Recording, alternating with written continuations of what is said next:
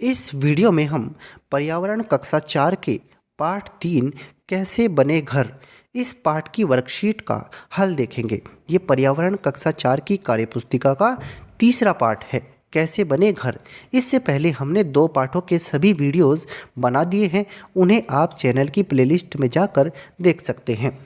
पहला प्रश्न है इसमें, नीचे दिए गए दोनों घरों को देखिए और प्रश्नों के उत्तर लिखिए। तो यहाँ पर आप इन दोनों चित्रों को ध्यान से देखिए। ये रानी का घर है, ये शालिनी का घर है। रानी का घर बांस के डंडों पर बना है, बांस के बड़े बड़े डंडों पर बना है और ऊपर उठ कर के बना हुआ है, ये ज़मीन से बहुत ऊपर उठा हुआ है। शालिनी का घर, यहाँ पर देखिए हमें यहाँ पर बर्फ़ गिरती हुई दिखाई दे रही है, यहाँ बर्फ़ पड़ी हुई है। तो शालिनी का घर एक ऐसी जगह पर है जहाँ बहुत ज़्यादा बर्फ़बारी होती है, और रानी का घर ऐसी जगह पर है जहाँ पर बाढ़ ज़्यादा आती है, जहाँ पर पानी बहुत ज़्यादा भरा रहता है। तो ज़मीन से ऊपर उठा करके ये घर बनाया गया है। तो आपको पहला प्रश्न इसमें पूछा गया है, रानी का घर कौन से क्षेत्र में है। तो रानी का जो घर है वो एक ऐसे क्षेत्र में है जहाँ पर बाढ़ ज़्यादा आती है। रानी का घर बाढ़ प्रभावित क्षेत्र में है। रानी का घर बांस के खंभों पर क्यों बना होगा। तो क्यों बनाया है, रानी का घर बांस के खंभों पर इसलिए बना है क्योंकि घर बाढ़ प्रभावित क्षेत्र में है। बांस जो है वो पानी और कीचड़ में जल्दी सड़ते और गलते नहीं हैं, इसलिए भी इसको बांस के खंभों पर बनाया गया है। और क्योंकि यहाँ पर नीचे पानी भरा रहता है या फिर कीचड़ दलदल रहती है, तो इसलिए ज़मीन पर तो रहना संभव नहीं है, इसलिए ज़मीन से ऊपर उठा करके घर को बनाया गया है बांस के खंभों पर। तो ये आप इसके उत्तर में लिख देंगे। आगे देखते हैं, अगला प्रश्न है इसमें, शालिनी का घर कौन से क्षेत्र में है, विवरण लिखिए। देखिए शालिनी का जो घर है वो एक ऐसे क्षेत्र में है जहां बर्फ़ ज़्यादा पड़ती है, अधिक पड़ती है। इन घरों की छतें ढालदार होती हैं। देखिए अगर घरों की छतें सपाट रहेंगी तो जब बर्फ़ पड़ेगी तो सारी की सारी जो बर्फ़ है वो छत पर ऊपर ही टिकी रहेगी, जिससे छत पर वजन बढ़ जाएगा और उसकी छत गिर सकती है। इसलिए छत को ढालदार बनाया गया है ताकि रात में बर्फ़ गिरे और वो फिसल करके फिर नीचे गिर जाए और वो छत पर ना रुके, इससे छत पर ज़्यादा वजन नहीं बढ़ेगा।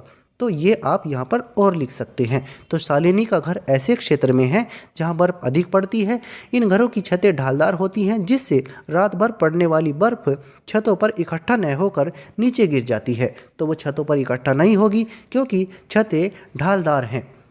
आगे देखते हैं, अगला प्रश्न है, रानी के समान घर में रहने वालों को क्या ध्यान रखना चाहिए। जैसा घर रानी का है, अगर ऐसे इलाकों में घर हैं और वहाँ पर लोग रहते हैं तो उन्हें क्या सावधानियाँ रखनी चाहिए, क्या ध्यान रखना चाहिए। देखिए रानी का घर ऐसे क्षेत्र में है जहाँ बाढ़ ज़्यादा आती है, बाढ़ का पानी ज़्यादा आता है। तो जहाँ बाढ़ होती है, कीचड़ होता है, पानी भरा रहता है, वहाँ पर रेंगने वाले जीवों से सावधान रहने की आवश्यकता होती है। वहाँ जहरीले कीड़े मकोड़ों से भी सावधान रहना होता है। तो ऐसे घरों में रहने वालों को रेंगने वाले जीवों और दूसरे जहरीले कीड़ों से सावधान रहना होता है। आगे देखते हैं, शालिनी का घर बनने में कौन कौन सी चीज़ों का इस्तेमाल हुआ होगा। शालिनी का घर रानी के घर से मजबूत है, तो शालिनी का जो घर है उसको बनाने में ईंट, सीमेंट, पत्थर, लकड़ी आदि का प्रयोग हुआ है। आगे देखते हैं, रानी और शालिनी के घर की छत में क्या अंतर है। देखिए जो रानी के घर की छत है वो और जो शालिनी के घर की छत है, दोनों की छत ढालदार हैं। पहली बात तो ये है, लगभग दोनों समान हैं, ढालू आकार की हैं, ढालदार छतें हैं। लेकिन थोड़ा सा अंतर ये है कि जो शालिनी के घर की छत है वो ज़्यादा मजबूत है और जो रानी के घर की छत है वो कम मजबूत है। रानी के घर की छत पर पन्ना डला हुआ है और वो जो है पानी जब बरसेगा, बारिश जब होगी तो वो पानी तो आराम से नीचे बह जाएगा, तो उसकी छत पर बहुत अधिक वजन नहीं होगा। लेकिन यहाँ पर जो शालिनी का घर है, छत तो इनकी भी ढालदार है लेकिन इस पर बर्फ़ के टिकने की संभावना हो सकती है, इसलिए इसको छत को और ज़्यादा मजबूत करके बनाया गया है। तो दोनों के घरों की जो छतें हैं लगभग समान ढालू आकार की हैं, लेकिन शालिनी के घर की छत रानी के घर की छत से ज़्यादा मजबूत है। आगे देखते हैं, इसी पार्ट की अगली वर्कशीट है, कैसे बने घर। पहला प्रश्न है इसमें, नौका घर का इस्तेमाल कैसी जगह पर किया जाता है। देखिए ऐसी जगहें जहाँ पर झीलें होती हैं, तालाब होते हैं, बड़ी बड़ी झीलें होती हैं, पानी भरा रहता है, तो वहाँ पर एक तरह से तैरते हुए घरों का इस्तेमाल होता है। इन्हें नौका घर कहते हैं। जहाँ पर झील, तालाब आदि पाए जाते हैं, ऐसी जगहों पर नौका घरों का प्रयोग किया जाता है। इन्हें तैरते हुए घर कहते हैं। क्या आपको नौका घर में रहना अच्छा लगेगा? तो इस प्रश्न के उत्तर में आप लिख सकते हैं बिल्कुल अच्छा लगेगा। क्यों अच्छा लगेगा? क्योंकि यह एक चलता फिरता घर है, इससे सैर भी होती रहेगी। हाँ, बहुत अच्छा लगेगा क्योंकि यह एक चलता फिरता घर है। आगे देखते हैं अगला प्रश्न। आपने कहाँ कहाँ तंबू लगे हुए देखे हैं? तो आपने तंबू लगे कहाँ कहाँ देखे हैं? तो बाढ़ प्रभावित क्षेत्रों में, भूकंप प्रभावित क्षेत्र में, या कहीं पर जहाँ रहने का संकट आ जाए वहाँ पर लोग तंबू बनाकर रहते हैं, तो वहाँ पर आप तंबू लगे हुए देख सकते हैं। तंबू एक तरह से टेंट होता है जो ज़मीन पर गाड़ करके फिर लोग उसके अंदर रहना शुरू कर देते हैं। आगे देखते हैं अगला प्रश्न है हमारा। मान लो आपको तंबू में 2 दिन अकेले रहना है और कुछ ज़रूरी चीज़ें लेकर जाना हो, तो आप कौन कौन सी चीज़ें लेकर जाएंगे? तो तंबू में रहने के लिए आप क्या क्या ले जा सकते हैं? मोमबत्ती ले जा सकते हैं, टॉर्च, माचिस, लाठी, खाने पीने का कुछ हल्का सामान, सूखा सामान, ये सब आप ले जा सकते हैं। पानी ले जा सकते हैं, कुछ फर्स्ट एड बॉक्स ले जा सकते हैं। मान लीजिए अचानक आपकी तबीयत खराब हो जाए, बुखार आ जाए, तो ये सब आप ले जा सकते हैं।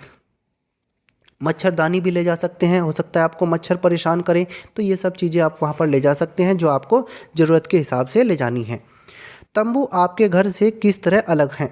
देखिए, तंबू जो है ज़मीन पर गाड़ करके एक अस्थायी रूप से कपड़ा या फिर पन्ना उसको बनाया जाता है तंबू को, और वो अस्थायी होते हैं। इन्हें एक जगह से दूसरी जगह ले जाए जाने में बहुत ज़्यादा मुश्किल नहीं होती है। लेकिन जो घर होते हैं, घर तो स्थायी रूप से बनाए जाते हैं, उन्हें एक जगह से दूसरी जगह ले जाना संभव नहीं होता है। तो तंबू रहने के लिए अस्थायी रूप से बनाए जाते हैं, जबकि घर स्थायी रूप से बनाए जाते हैं। स्थायी व्यवस्था में आते हैं हमारे घर, और तंबू जो होते हैं वो अस्थायी व्यवस्था है। आगे देखते हैं, इसी पाठ की अगली वर्कशीट है। नीचे दिखाए गए घर किन क्षेत्रों में पाए जाते हैं, इनकी क्या विशेषताएं हैं? देखिए, यहाँ पर इस चित्र में देखिए, ये पेड़ पर बना हुआ एक घर है, और ये यहाँ पर बर्फ़ में बना हुआ घर है जिसे इग्लू कहते हैं। तो पहले इसकी बात करते हैं। ये पेड़ों पर बने घर होते हैं, इनको हाउस ट्री कहते हैं।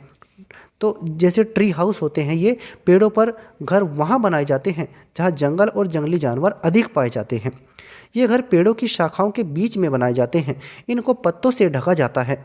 इनसे बाहर निकलते ही आपको चारों तरफ जंगल के हरे भरे पेड़, प्रकृति का एक बहुत ही सुंदर दृश्य दिखाई पड़ता है। यहाँ पर जो पेड़ की शाखाएं होती हैं, उनके बीच में इस घर को फंसाया जाता है, बनाया जाता है, और पेड़ के ऊपर ही यहाँ पर लोग इसमें रहते हैं। इसको पर्यटन के हिसाब से भी तैयार किया जाता है, मनोरंजन के हिसाब से भी इसको तैयार किया जाता है।